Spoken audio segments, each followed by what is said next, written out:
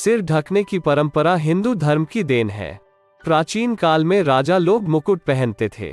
प्राचीन काल में सभी के सिर ढके ही होते थे, अर्थात हर प्रांत की अपनी एक वेशभूषा थी जिसमें सर पर पगड़ी पहनने का रिवाज था।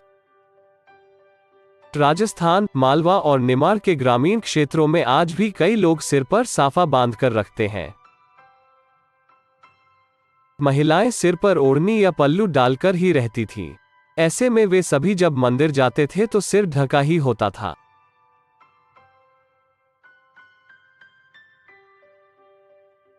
पुरानी मान्यताओं के अनुसार कहा जाता है कि जिसको आप आदर देते हैं उनके आगे हमेशा सिर ढककर जाते हैं। इसी कारण से कई महिलाएं अभी भी जब भी अपने सास ससुर या बड़ों से मिलती हैं तो सिर ढक लेती हैं। यही कारण है कि जब हम मंदिर में जाते हैं तो सिर ढक कर ही जाते हैं।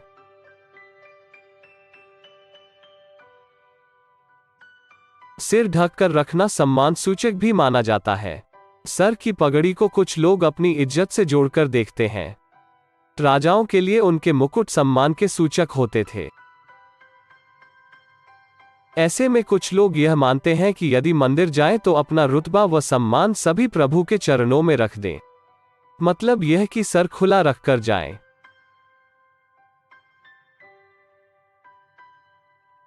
हिंदू धर्म के अनुसार सिर के बीचों बीच सहस्रार चक्र होता है जिसे ब्रह्म रंध्र भी कहते हैं। हमारे शरीर में 10 द्वार होते हैं, 2 नासिका, 2 आंख, 2 कान, 1 मुंह, 2 गुप्तांग और सिर के मध्य भाग में 10वां द्वार होता है। 10वें द्वार के माध्यम से ही परमात्मा से साक्षात्कार कर सकते हैं। इसीलिए पूजा के समय या मंदिर में प्रार्थना करने के समय सिर को ढककर रखने से मन एकाग्र बना रहता है। पूजा के समय पुरुषों द्वारा शिखा बांधने को लेकर भी यही मान्यता है।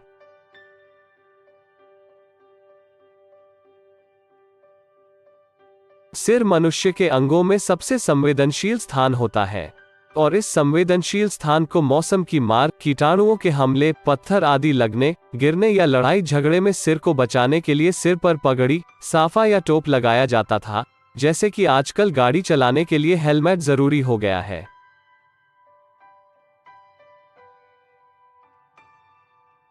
बालों की चुंबकीय शक्ति के कारण सिर के बालों में रोग फैलाने वाले कीटाणु आसानी से चिपक जाते हैं। ये कीटाणु बालों से शरीर के भीतर प्रवेश कर जाते हैं, जिससे वे व्यक्ति को रोगी बनाते हैं।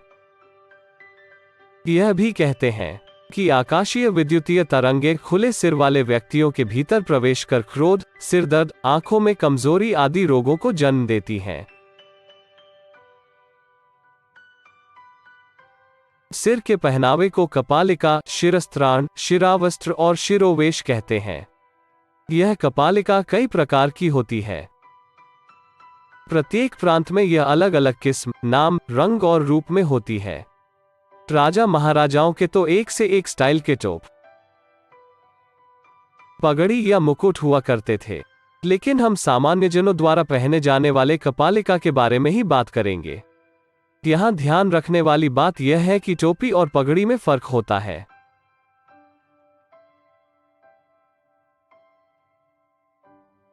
यदि हम साफे की बात करें तो मालवा में अलग प्रकार का और राजस्थान में अलग प्रकार का साफा बांधा जाता है।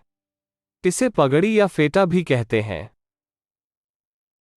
महाराष्ट्र, पंजाब, हरियाणा, गुजरात में यह अलग होता है तो तमिलनाडु में अलग।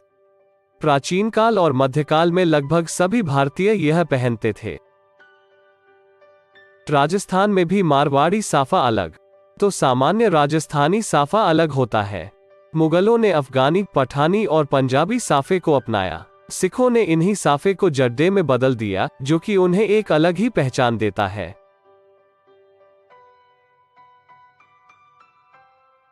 राजस्थान में राजपूत समाज में साफों के अलग अलग रंगों और बांधने की अलग अलग शैली का इस्तेमाल समय समय के अनुसार होता है। जैसे युद्ध के समय राजपूत सैनिक केसरिया साफा पहनते थे, अतः केसरिया रंग का साफा युद्ध और शौर्य का प्रतीक बना। आम दिनों में राजपूत बुजुर्ग खाकी रंग का गोल साफा सिर पर बांधते थे, तो विभिन्न समारोहों में पचरंगा, चुंदड़ी, लहरिया आदि रंग बिरंगे साफों का उपयोग होता था। सफेद रंग का साफा शोक का पर्याय माना जाता है, इसलिए राजपूत समाज में सिर्फ शोकग्रस्त व्यक्ति ही सफेद साफा पहनता है।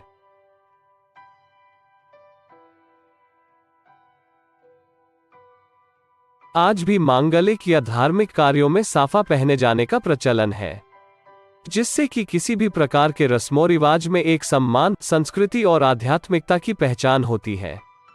इसके और भी कई महत्व हैं। विवाह में घराती और बाराती पक्ष के सभी लोग यदि साफा पहनते हैं तो विवाह समारोह में 4 चांद लग जाते हैं। इससे समारोह में उनकी एक अलग ही पहचान निर्मित होती है।